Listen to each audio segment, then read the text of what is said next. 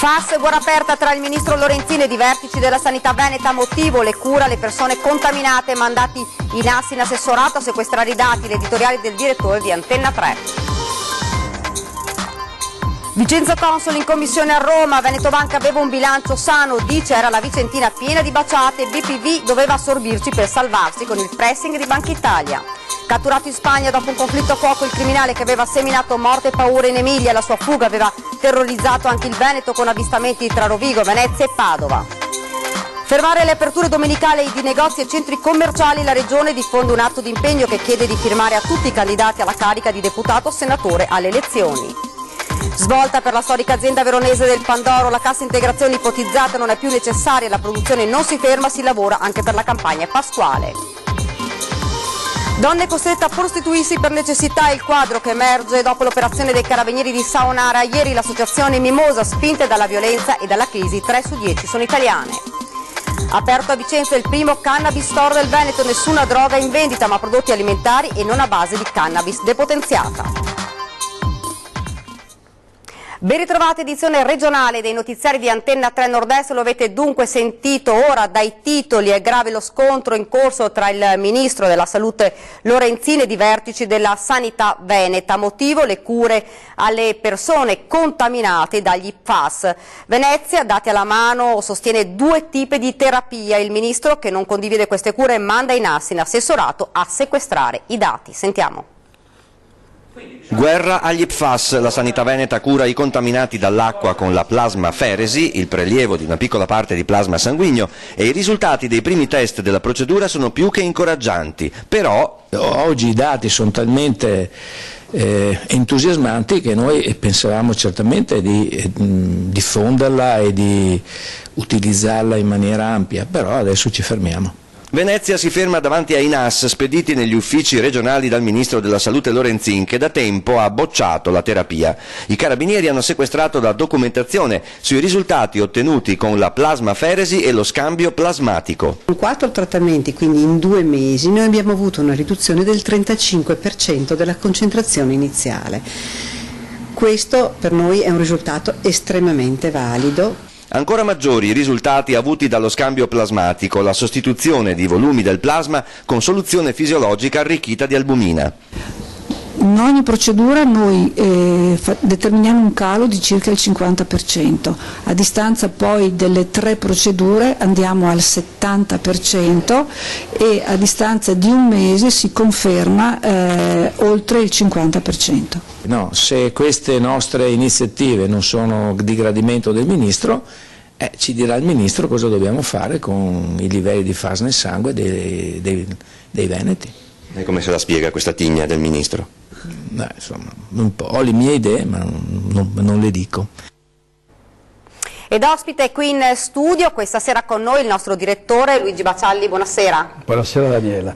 Allora le dico io quelle che sono le vicende e il retroscena che il direttore generale non si sente di spiegare. È l'ennesimo schiaffo al Veneto, è l'ennesimo attacco all'autonomia che sta nascendo, è l'ennesimo attacco al governatore Luca Zaia, colpevole di voler avere più margini di manovra e più potere. Vi rendete conto che siamo al paradosso, al grottesco, cioè il Ministro della Sanità entra a gamba tesa in una vicenda che riguarda la Regione del Veneto, che ha avuto il coraggio, anche perché in questi casi serve anche la forza, la determinazione e anche il coraggio, di fare delle analisi sul sangue e delle cure, di fare delle cure sui contaminati, con dei risultati eccezionali, cioè le persone che erano state contaminate da FAS, avete sentito dal servizio, sono guarite, i loro livelli di FAS nel sangue sono nettamente calati. E cosa fa il Ministro? Invece di ringraziare, invece di dire andate avanti, manda i NAS.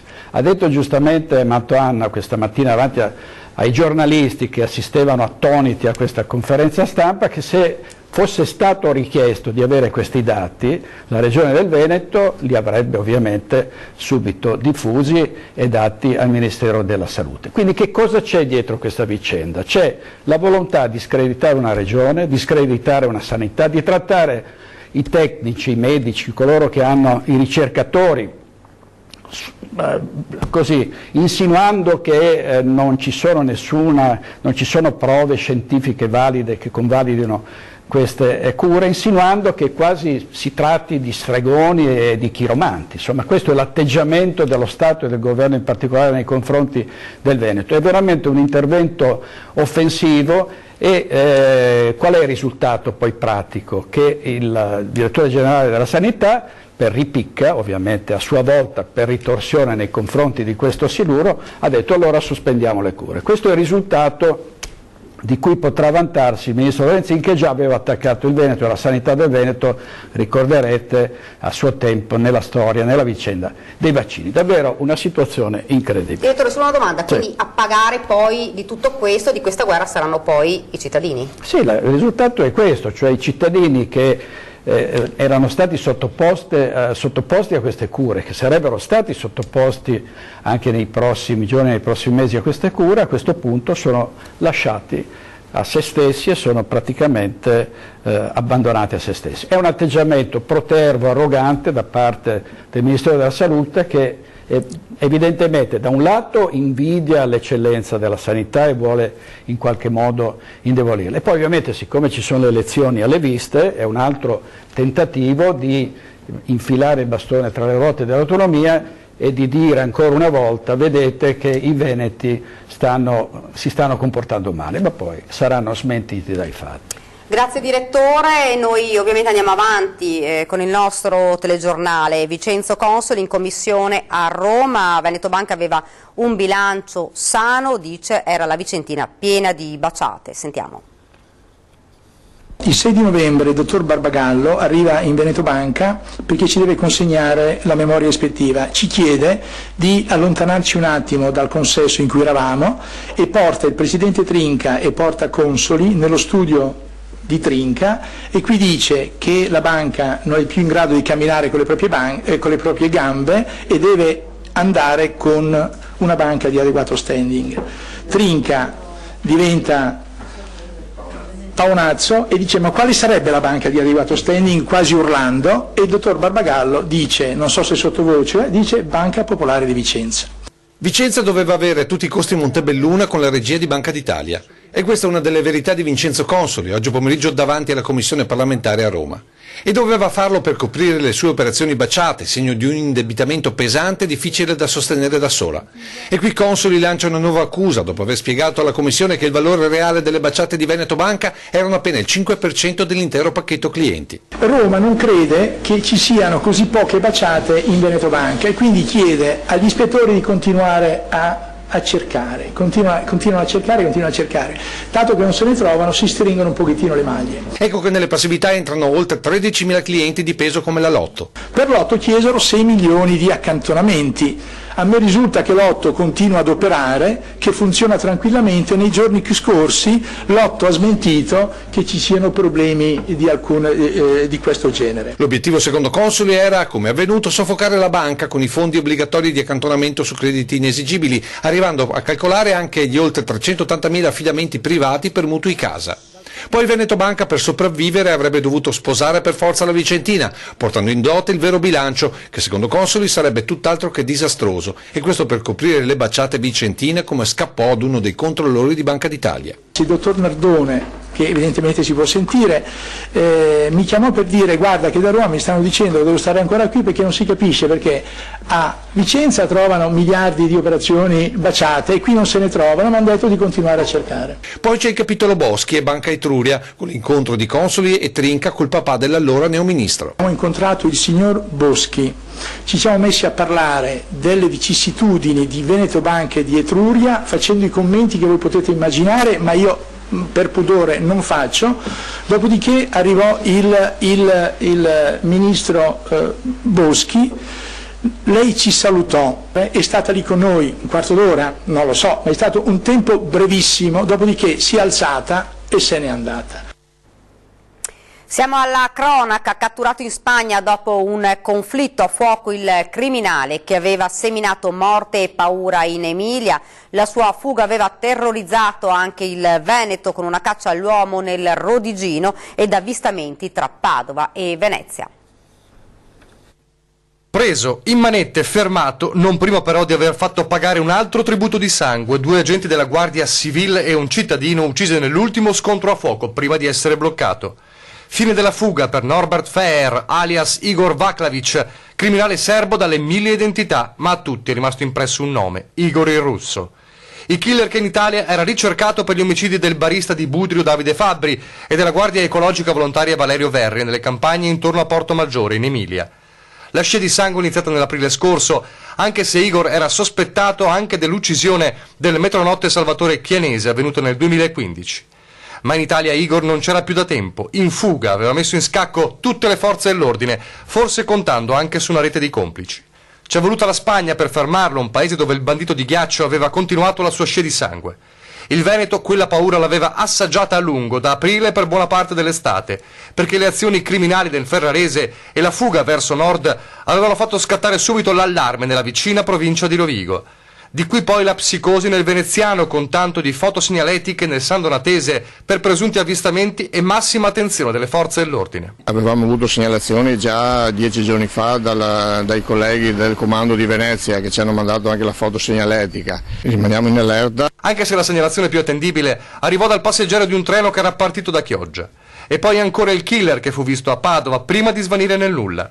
Era in Spagna Igor e la Guardia Civile era sulle sue tracce dal 5 dicembre quando una prima sparatoria aveva provocato 2 feriti gravi ad Albalate.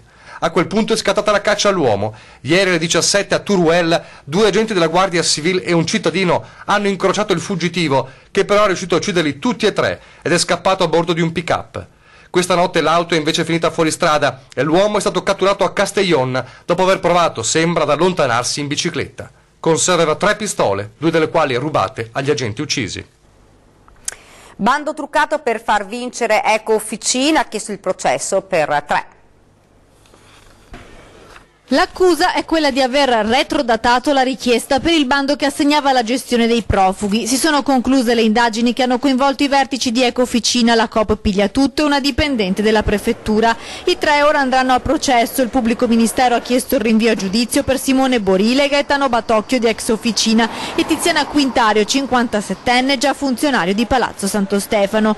Falsità materiale commessa da pubblico ufficiale, turbata libertà di incanti, truffa aggravata per il conseguimento di erogazioni pubbliche sono i reati per i quali dovranno rispondere a vario titolo, ognuno per le proprie competenze. L'udienza preliminare davanti al giudice è fissata il prossimo 21 febbraio. L'inchiesta, partita da un esposto fatto da una cooperativa concorrente eliminata dalla gara, riguardava l'appalto indetto dal comune di 2 Carrare per l'assegnazione dello SPRAR, il programma di protezione per richiedenti asilo e rifugiati. Almeno 3 documenti sarebbero stati ritoccati ad hoc perché Edeco e Officina potesse partecipare alla gara. La convenzione tra Coop e Prefettura doveva essere valida da più di 2 anni per assegnare l'appalto del valore di 400.000 euro lordi e poi c'è un documento originario che la funzionaria della Prefettura avrebbe modificato retrodatandolo. Ora la parola spetta al giudice che deciderà se mandare tutti e 3 a processo. Ci spostiamo ora a Verona. 15 profughi sono stati trovati oggi al quadrante Europa all'interporto di Verona, sono stati soccorsi dai sanitari del 118 e le condizioni per 3 di loro hanno reso necessario il ricovero al Policlinico di Borgo Roma. Non è ancora chiarito dove fossero diretti i 15 migranti ritrovati semi-assiderati all'interno di un container al quadrante Europa di Verona. Sull'episodio indagano le forze dell'ordine intervenute sul posto assieme ai sanitari del 118. Nel pieno della campagna elettorale per le politiche, la mossa della Regione Veneto per chiudere i centri commerciali durante le feste o almeno alcune domeniche all'anno. Fermare a tutti i costi le aperture domenicali di negozi e centri commerciali. L'obiettivo dichiarato della Regione Veneto passa dal documento diffuso nelle scorse ore, un atto d'impegno che si chiede di firmare a tutti i candidati alla carica di deputato o senatore alle elezioni politiche di marzo, indipendentemente dall'orientamento di partito. C'è una norma nazionale che ci impedisce di intervenire direttamente, però io spero che si riesca a far ragionare a livello nazionale questo governo affinché si modifichi la norma e comunque si vada avanti per questa strada. Nel documento si ricorda la liberalizzazione arrivata nel 2011 col cosiddetto decreto Salva Italia del governo Monti, che secondo la Regione ha inciso negativamente sulla competitività dei piccoli esercizi commerciali, con ricadute negative sia sotto il profilo occupazionale sia a livello sociale, creando un effetto disgregante sulle famiglie. Ai candidati parlamentari si si chiede tra l'altro di votare al Senato la legge già approvata dalla Camera che prevede un minimo di 12 giornate di chiusura domenicale e festiva nel corso dell'anno. L'iniziativa suscita il plauso del parroco di Dese Don Enrico Torta, da anni impegnato in una battaglia culturale e politica contro le aperture domenicali. Più noi diamo possibilità alla gente di poter non investire in rapporti familiari, personali, culturali, più la gente pian pianino la blocchiamo, la iberniamo e diventano zombie. È una forma di omicidio della nostra gente. Svolta per la storica azienda veronese del Pandoro, la cassa integrazione ipotizza che non è più necessaria la fermata della produzione. Un film pieno di colpi di scena, dalla crisi a rischio di non produrre entro Natale il più antico dei Pandori, poi la soluzione cassa integrazione, ora una nuova svolta, positiva per i lavoratori della Melegatti. Rimarranno a lavoro per preparare, come di consueto, già dalla seconda metà di dicembre la campagna pasquale.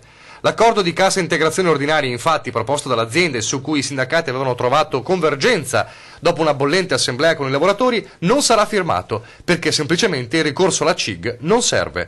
Ieri sera il vertice tra azienda, sindacati e commissari del Tribunale che vigilano sulla attuazione del piano predisposto dal consulente esterno nominato dal CDA dell'azienda. Management e sindacati hanno ripreso in mano il cronoprogramma in cui non si parlava di interruzioni tra le due fasi, ovvero mini campagna natalizia e produzione per Pasqua, che arriverà il 1° di aprile.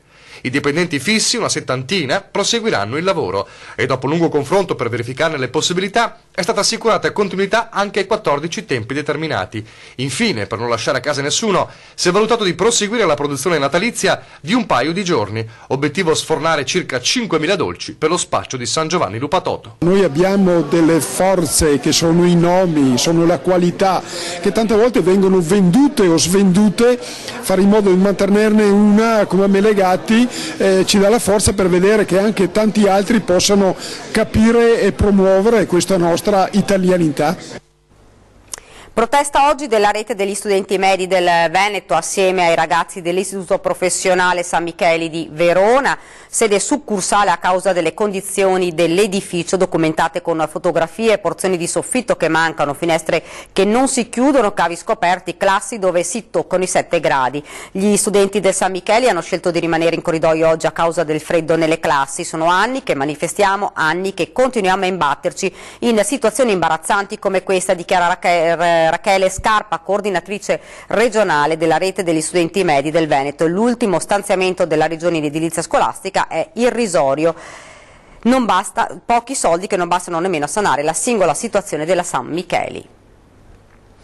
Donne costrette a prostituirsi per necessità, il quadro che emerge dopo l'operazione dei Carabinieri che ha trovato una casa d'appuntamenti a Saonara. L'associazione Mimosa, spinte dalla violenza e dalla crisi, 3 su 10 sono italiane.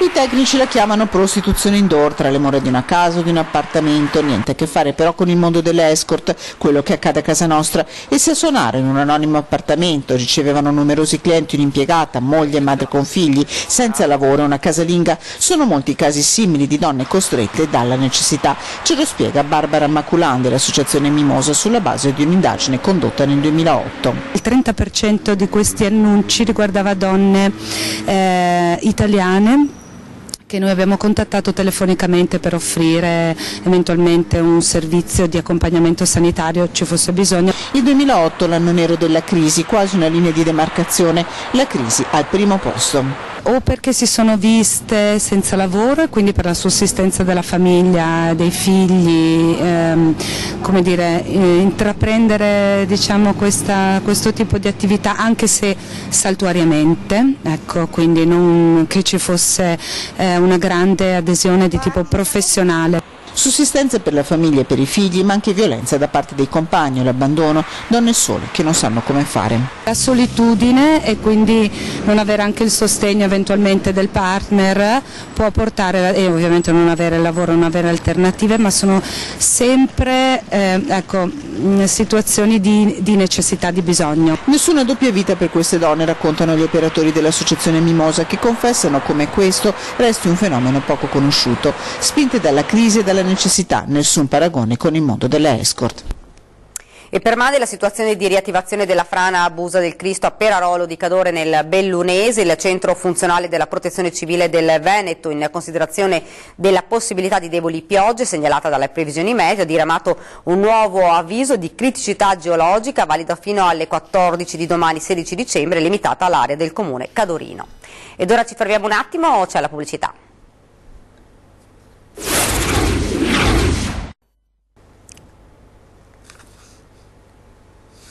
Rieccoci in studio con l'edizione regionale dei nostri notiziari. Arriva il freddo glaciale. Per questo fine settimana si registreranno temperature ben sotto lo zero e per Natale cielo sereno ma aria sempre gelida. Piumini, sciarpe e guanti, questo sarà un fine settimana all'insegna del gelo. È in arrivo infatti la terza irruzione di area polare del mese di dicembre e anche questa volta il freddo arriverà durante il weekend. Aria fredda sia di maestrale che di tramontana inizierà a soffiare sul Veneto e anche su tutta l'Italia a partire da sabato. Quindi ci attendiamo un crollo termico anche di 10 gradi. Temperature davvero rigide e congelate, soprattutto al mattino. Non resta che vestirsi bene perché la colonnina del mercurio non salirà oltre i 5 gradi. Sabato avremo la possibilità di qualche piovasco mattutino, ma poi il cielo si rasserenerà ovunque.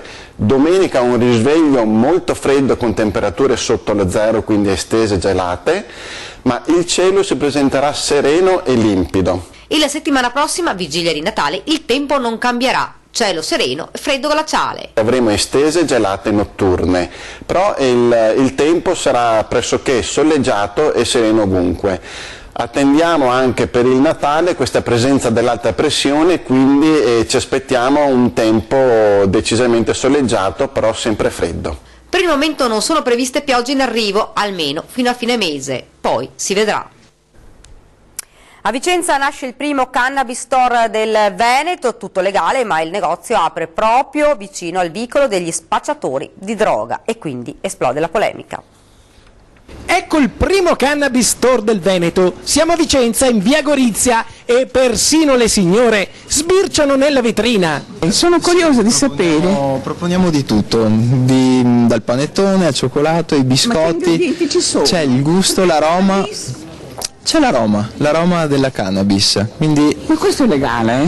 Ecco la domanda che si fanno tutti: vendere prodotti a base di cannabis è legale?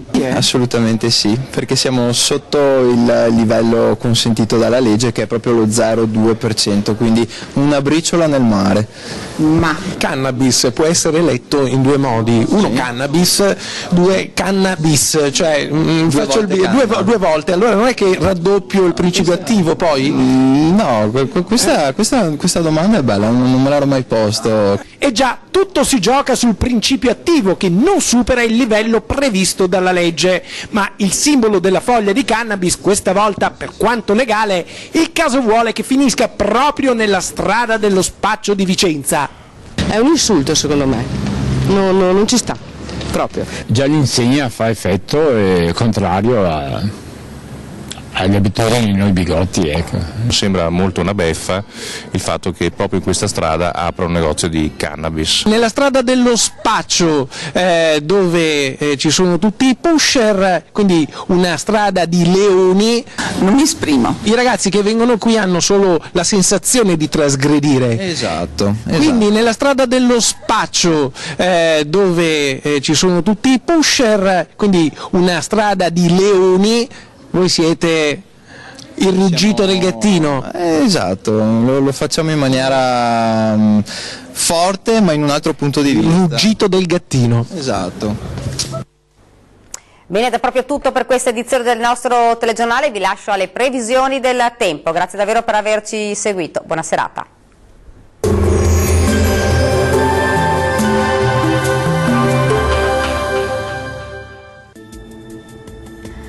Tempo in prevalenza buono sulle nostre regioni, ma decisamente più freddo. Attendiamoci dunque un brusco calo termico. Vediamo il dettaglio del 16 dicembre. Sul Veneto tempo in deciso miglioramento per l'ingresso di venti più freddi settentrionali. Al mattino possibili veloci piovaschi sulla pianura centro-meridionale e lungo le coste, poi cielo parzialmente nuvoloso. Diamo uno sguardo all'andamento delle temperature, le massime saranno comprese tra 6 e 10 gradi, valori minimi tra -1 e 3 gradi circa. Spostiamoci ora a vedere la situazione del Friuli Venezia Giulia. Al mattino occasionali ma veloci piovaschi sui settori meridionali e sulla Venezia Giulia, poi cielo che si presenterà sereno e limpido su tutto il territorio e anche in questo caso ci sarà l'ingresso di venti settentrionali. Temperature massime previste tra 8 e 9 gradi, minime a 1-3 gradi circa. Concludiamo infine con uno sguardo alla situazione del Trentino Alto Adige. Anche qui il tempo sarà in miglioramento su gran parte del territorio con cielo sereno e terso. Soltanto sui confini alpini esteri si attendono nevicate diffuse fino a valle. Temperature massime previste intorno ai 4 gradi, minime tra -7 e -3 gradi. Il mare sarà poco mosso sulle coste e mosso al largo, i venti moderati da nord. Dal meteo di Antenna 3 è tutto, arrivederci.